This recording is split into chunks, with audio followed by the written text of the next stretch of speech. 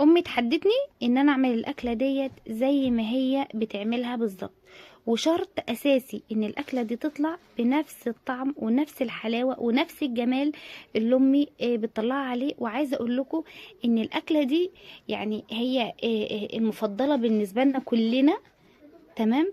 ومن صغرنا كده يعني ذكريات كده، لما كنت ارجع من المدرسه والاقي امي عاملاها كنت ببقى فرحانه قوي قوي قوي، لان انا من عشاقها. وهقول لكم بقى، انا طبعا قبلت التحدي وهقول لكم على تركية انا زودتها في الاكله الجميله دي، وفرقت جدا جدا في الطعم. وبالعكس بقى التلميذ اتفوق على استاذه. يلا نسمي بالله ونصلي على الرسول عليه افضل الصلاه والسلام، ونبدا في الوصفه بتاعتنا. معايا كده كوبايه رز، تمام. غسلتها وسبتها شويه كده في المصفى لغايه لما تنشي. يعني ايه تنشي؟ يعني تنشف كده شويه، تمام. وجبت الكبه بتاعتي وحطيت فيها 3 بصلات مبدئيا كده. لازم يا ولاد تصلوا على النبي في الكومنتات عليه افضل الصلاه والسلام. ولو عجبكم الفيديو يعني الوصفه عجبتكم لازم تدوسوا لايك، دي امانه بيني وبينكم. المهم ضربت البصل كده كويس، وبعد ما ضربته نزلت بقى بالرز بتاعي. طبعا كنت ضربته في المطحنه بتاعه الرز، تمام، علشان خاطر انا عايزاه ناعم. انا بعمل الوصفه زي مامي كانت بتعملها بالظبط، زي مامي بتعملها بنفس، بس زودت عليها تركايه فرقت جدا في الطعم وفرقت جدا في شكلها اصلا، تمام. المهم حطيت شويه خضره كده، يعني حوالي نص كوبايه خضره او كوبايه خضره، يعني ربطه، قولوا ربطه، بس انا حطيتها بقدونس، تمام. المهم اللهم صل على النبي، ضربتهم كده كويس بقى مع بعض. وجبت اللحمه المفرومه، انا عندي نص كيلو من اللحمه المفرومه، لحمه مفرومه وحط عليها ليا، تمام. انا كنت حاطه عليها ليا لان اللحمه المفرومه ديت اساسا انا بخليها للايه، للكفته، للحاجات دي يعني للحواوشي كده. المهم ضربت نص كيلو اللحمه المفرومه مع الخضره ومع الرز اللي انا غسلته وطحنته في المطحنه ومع البصل، تمام تمام. وبعد ما اتضربوا كده كويس وحطيت اللحمه معاهم في الكبه وضربتهم كويس، نزلت بقى بالتوابل بتاعتي. التوابل عباره عن ايه؟ توم باودر، كزبره وكمون وفلفل اسود وملح، اللهم صل على النبي، شطه. واهم حاجه البابريكا. البابريكا دي امي ما كانتش بتحط فيها بابريكا، وفرقت جدا في الطعم معايا بصراحه، خليتها جميله جدا. المهم بعد ما حطيتها وحطيت شويه زيت، حطيتها في التلاجة حوالي بالظبط ربع ساعة. ربع ساعة كده حطيتها في الفريزر، عقبال ما انا كنت قطعت البطاطس ديت، كنت قطعتها مكعبات، ماشي، علشان خاطر انا هحط الكفتة دي هحطها في البطاطس، هعملها كفتة داوود باشا، كلنا طبعا عارفينها. كلنا طبعا عارفين الكفته دي يعني كانت امي طبعا علشان خاطر ايه تكتر لنا الكميه، كانت بتحطها طبعا بقى في صلصه، وكانت بتحطها، احنا كتار اصلا يعني ما شاء الله. فعلشان خاطر كانت تكتر الكميه كانت تحطها بقى في صلصه، وتحط فيها بطاطس وتعمل جنبها رز وكده يعني. المهم بعد ما قعدت بقى نص ساعة كده في الفريزر او ربع ساعة، طلعتها شكلتها بكل سهولة، تمام. بصي بتتصبع معاكي سهل جدا.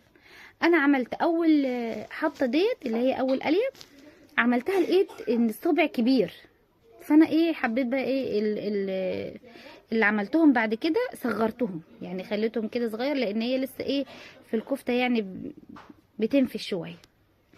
بس كده بصوا جمالها، شكلها كده بيعبر عن نفسها اصلا.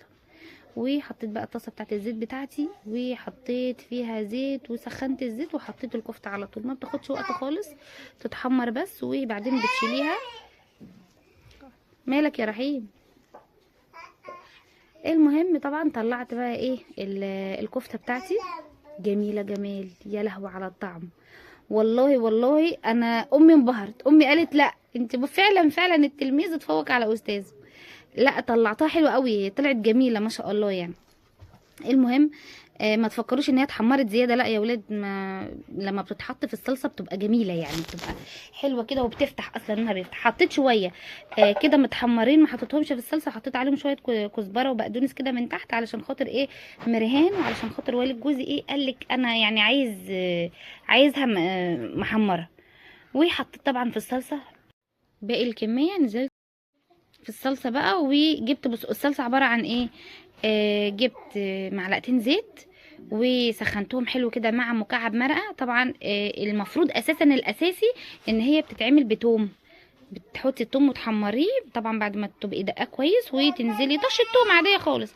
انا عملتها بزيت بس، وحطيت مكعب مرقه، لان انتوا عارفين طبعا ان جوزي عنده عقده من التوم ما بيحبش التوم، وخاصه لو التوم هيبان في الاكل. تمام. المهم والله العظيم كانت جميله برضو، كانت حلوه جدا يعني، كانت ما فرقتش حاجه خالص. وعملت بقى شويه رز بشعريه. بصوا انا عايزه اقول لكم ان انا حطيت الاول البطاطس، هي كده كده اوريدي الكفته مستويه. حطيت البطاطس ما خدتش يعني حوالي 3 دقايق، ونزلت بالكفته، سبتهم يضربوا يغلوا مع بعض شويه حوالي بالظبط يعني 10 دقايق، لان دي مستويه والبطاطس انتوا عارفين طبعا ما بتاخدش سوا كتير. فكانت خلاص كده استوت، وعايزه اقول لكم كانت جميله تحفه تحفه. وجربوها صدقوني والله بجد هتطلع معاكم حلوه قوي. انا قبلت التحدي ليه؟ لان الاكله دي انا بحبها وبحب اعملها على طول، بس بصراحه يعني امي بتعملها بطعم تاني خالص. المره دي بقى علشان خاطر كان بقى تحدي وكده، قلت لا لازم ابهرها. بصراحه طلعت جميله جميله جميله، والكفته كانت حكايه حكايه.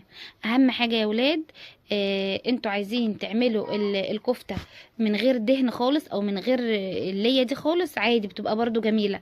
انا كنت حاطه عليها زي ما قلت لكم، لان انا بجيب مثلا حوالي 2 كيلو لحمه مفرومه، كيلو ونص لحمه مفرومه، بحطهم في الفريزر بحيث لو احتاجنا اي حاجه بالليل كده. انتوا عارفين طبعا ان اكلي كله بالليل، بنتي عايزه اي حاجه بالليل يعني بطلع منها حته حته، فاحطهم في اكياس وبطلع يعني كيس كيس. يعني ايه الكيس؟ عباره مثلا عن ربع كيلو بس. وحط عليها زي ما قلت لكم، ليه انا بعمل حواوشي بالليل، بعمل شو كفته بالليل، بعمل اي حاجه سريعه كده، همبرجر بالليل. المهم لو مش عايزين تحطوا بتبقى برضو حلوه، وجربوها. انا امي ما كانتش بتحط فيها بصراحه ليا خالص. خلصت طبعا، عملت شويه سلطه تمام جنبيهم، سلطه عاديه. وجبت طبعا شويه لفت من عند امي مخلله لفت ايه، عسل عسل عسل عسل عسل. بصوا بقى انا جربتها لكم بالايه، جربتها لكم اللي هي اللهم صل على النبي، اللي المحمره دي بالرز حكايه، يا لهوي بالسلطه جميله جدا. وطبعا اللي انا عايزه اقول لكم سابوا دي اللي هي المحمره وكلوا دي بقى ايه، وهم يا ولاد، ما قعدتش اصلا والله، ما قعدت. جميله وبالهنا والشفا على كل اللي كل منها حته. ما تنسوش تصلوا على النبي في الكومنتات، اللهم صل وسلم وزد وبارك على حبيبك سيدنا محمد صلى الله عليه وسلم وعلى اله وصحبه اجمعين.